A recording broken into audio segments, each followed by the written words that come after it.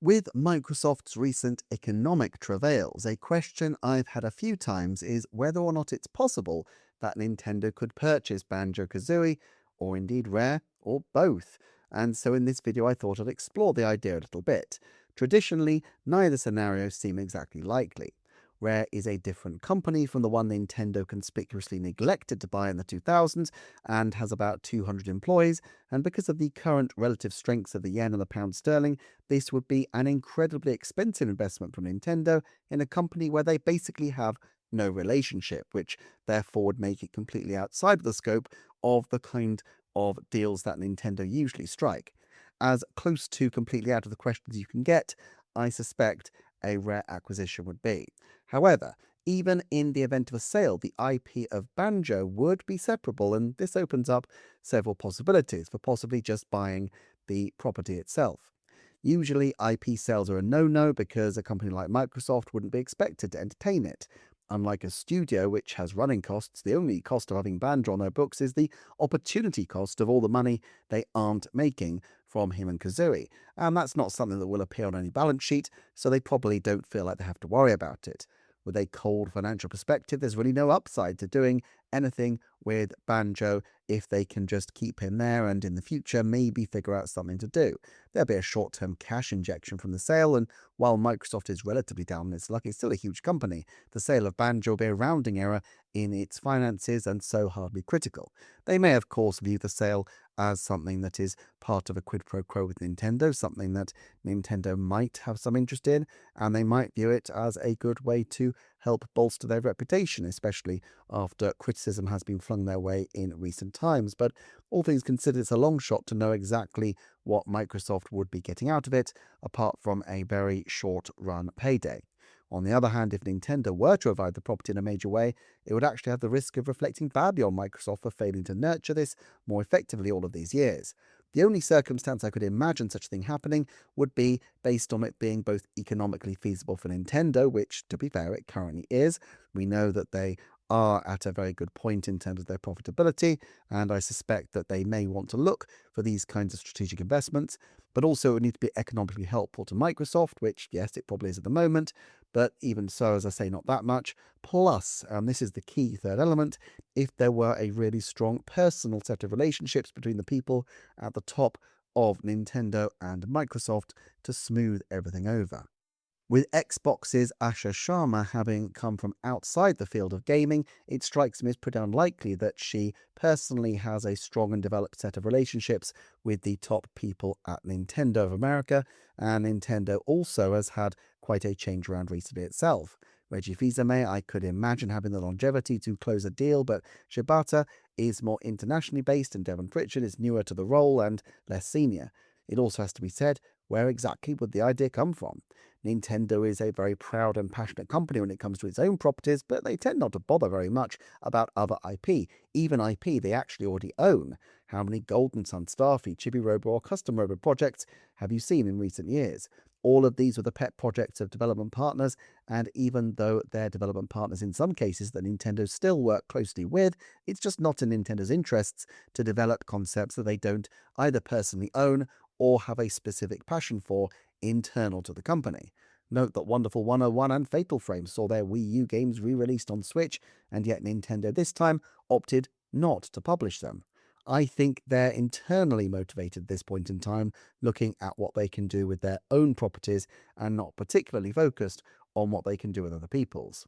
Furthermore, while I love Banjo-Kazooie, it's a hard pitch to say it's any kind of potential sales juggernaut.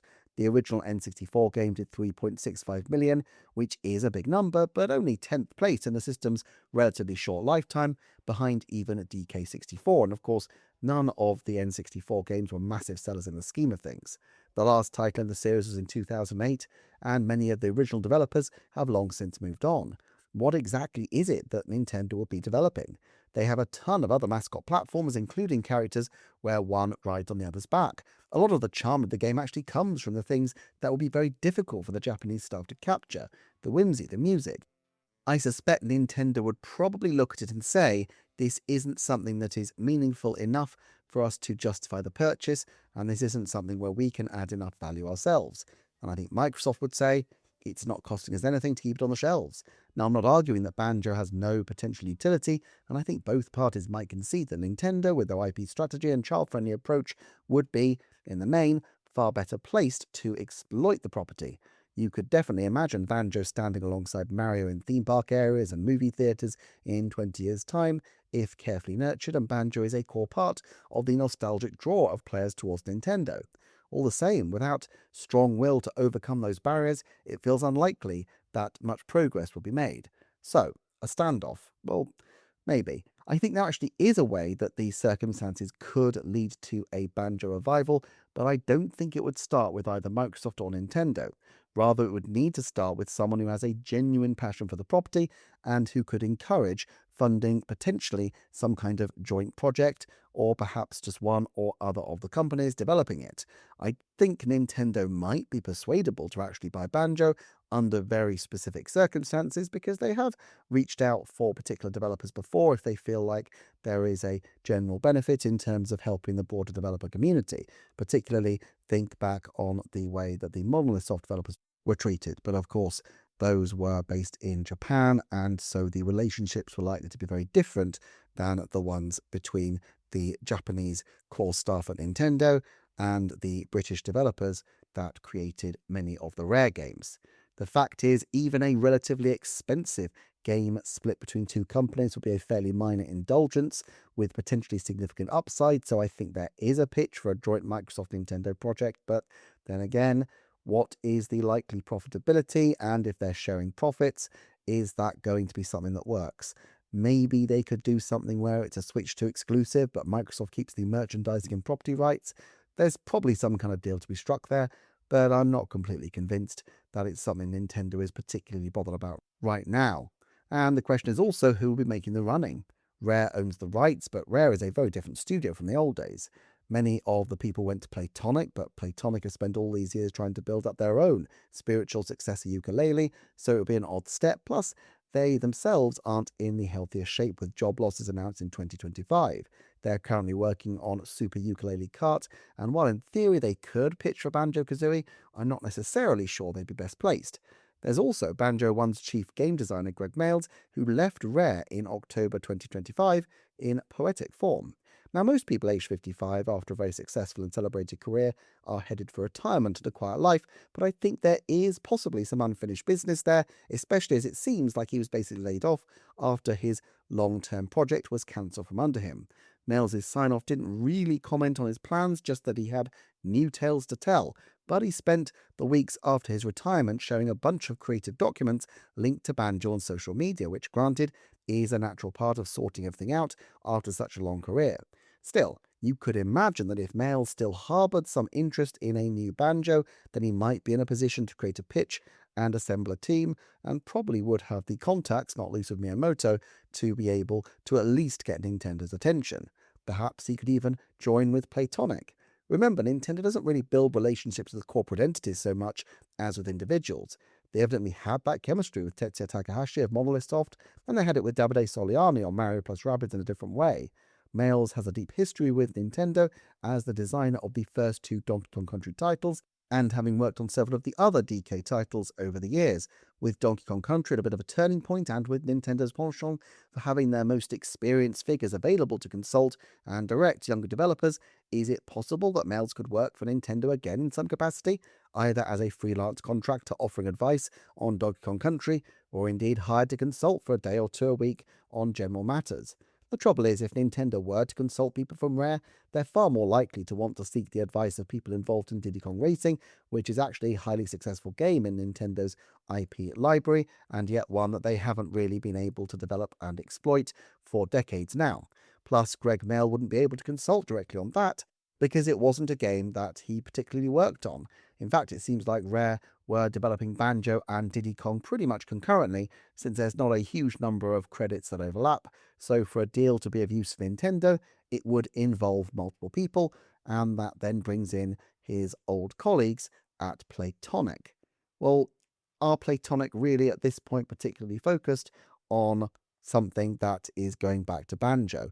My hunch is that they really want to develop Yooka-Laylee and make that something that can be both successful and that they own. Now, granted, as people get on in age, they may feel that it's as well just to just take a big payday if one were to emerge, and I think there is a potential payday for a successful Banjo revival, but it's still a pretty difficult one to see how it would all square. And would Nintendo go back to consulting talented outside parties in this way? They did seek out David Wise for Donkey Kong Country Tropical Freeze, which did go incredibly well, but it's not like Wise has continued to contribute to subsequent games, including Bonanza, despite having the odd credit here and there suggesting that he is still working.